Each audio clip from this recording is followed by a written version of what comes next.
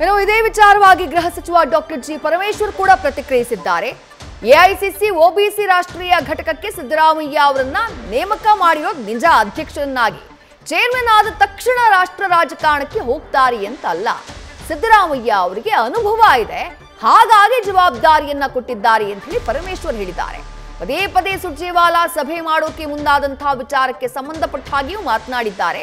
ರಣದೀಪ್ ಸುರ್ಜೇವಾಲಾ ಅವರು ನಮ್ಮ ಇನ್ಚಾರ್ಜ್ ಇದ್ದಾರೆ, ಜನರಲ್ ಸೆಕ್ರೆಟರಿ ಬರ್ತಾರೆ, ಕಾಂಗ್ರೆಸ್ ಪಕ್ಷದ ಯೋಗಕ್ಷೇಮದ ಸಂಬಂಧ ಆಗಾಗ್ಗೆ ಬರ್ತಾರೆ, ಚರ್ಚೆಗಳನ್ನ ಮಾಡ್ತಾರೆ ಅಂತ ಹೇಳಿ ಸ್ಪಷ್ಟನೆಯನ್ನ ಕೊಡುವಂತಹ ಕೆಲಸವನ್ನ ಡಾಕ್ಟರ್ ಜಿ ಪರಮೇಶ್ವರ್ ಮಾಡಿದ್ದಾರೆ. ಚೇರ್ಮನ್ ಮಾಡಿದ್ದಾರೆ ಅಂದಾಕ್ಷಣಕ್ಕೆ ರಾಷ್ಟ್ರ ರಾಜಕಾರಣಕ್ಕೆ ಹೋಗಬೇಕು ಅಂತ ಏನಿಲ್ಲ. ಅವರು ಅನುಭವ ಇದೆ, ಹಿಂದುಳಿದ ಸಮುದಾಯಗಳ ಕ್ಷೇಮಾಭಿವೃದ್ಧಿಗೆ ಅವರು ಮೊದಲಿಂದನೂ ಕೂಡ ಕೆಲಸ ಮಾಡ್ಕೊಂಡು ಬಂದಿದ್ದಾರೆ, ಅನುಭವ ಇದೆ. ಆಮೇಲೆ ಈಗಿರುವಂತ ನಾಯಕರಲ್ಲಿ ಹೆಚ್ಚು ಈ ವಿಷಯದಲ್ಲಿ ಅನುಭವ ಇರೋದು ಅವರಿಗೆ ಅಂತೇಳಿ ಅವ್ರಿಗೆ ಕೊಟ್ಟಿದ್ದಾರೆ, ಜವಾಬ್ದಾರಿ ಕೊಟ್ಟಿದ್ದಾರೆ.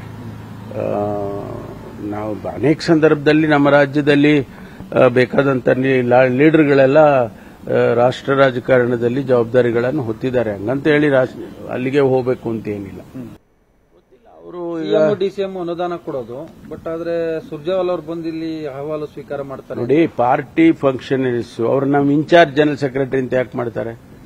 ನಮ್ಮ ಪಕ್ಷದಲ್ಲಿ ಅಥವಾ ಭಾರತೀಯ ಜನತಾ ಪಾರ್ಟಿ ಪಕ್ಷದಲ್ಲಿಯೂ ಕೂಡ ರಾಷ್ಟ್ರೀಯ ಪಕ್ಷಗಳು, ನಮ್ಮ ಪಕ್ಷಗಳೆಲ್ಲ, ಅದರಲ್ಲಿ ಒಬ್ಬೊಬ್ಬರನ್ನ ರಾಜ್ಯದ ಉಸ್ತುವಾರಿ, ಪಕ್ಷದ ಯೋಗಕ್ಷೇಮ ಹೇಗಿರಬೇಕು, ಪಕ್ಷದ ಕಾರ್ಯಕ್ರಮ ಹೇಗಿರಬೇಕು, ಯೋಜನೆಗಳು ಹೇಗಿರಬೇಕು, ಅದನ್ನು ಅನುಷ್ಠಾನ ಮಾಡಿ. ಈಗ ನನಗೆ ಮ್ಯಾನಿಫೆಸ್ಟೋ ಜವಾಬ್ದಾರಿ ಕೊಟ್ಟಿದ್ರು.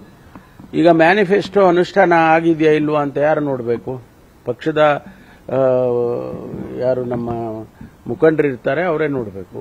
ಸೊ ಹಾಗಾಗಿ ಅವರು ಇನ್ಚಾರ್ಜ್ ಜನರಲ್ ಸೆಕ್ರೆಟರಿ ಇರೋದ್ರಿಂದ ಅದನ್ನೆಲ್ಲ ನೋಡೋದಕ್ಕೆ ಬರ್ತಾ ಇರ್ತಾರೆ, ಅವಾಗವಾಗೆ ಬರ್ತಾರೆ. ಈಗ ಶಾಸಕರು ಅವರ ಅಭಿಪ್ರಾಯಗಳನ್ನು ಕೂಡ ಈ ವಿಚಾರದಲ್ಲಿ, ಯೋಜನೆಗಳನ್ನು ಅನುಷ್ಠಾನ ಮಾಡೋ ವಿಚಾರದಲ್ಲಿ ಚರ್ಚೆ ಮಾಡ್ತಾರೆ.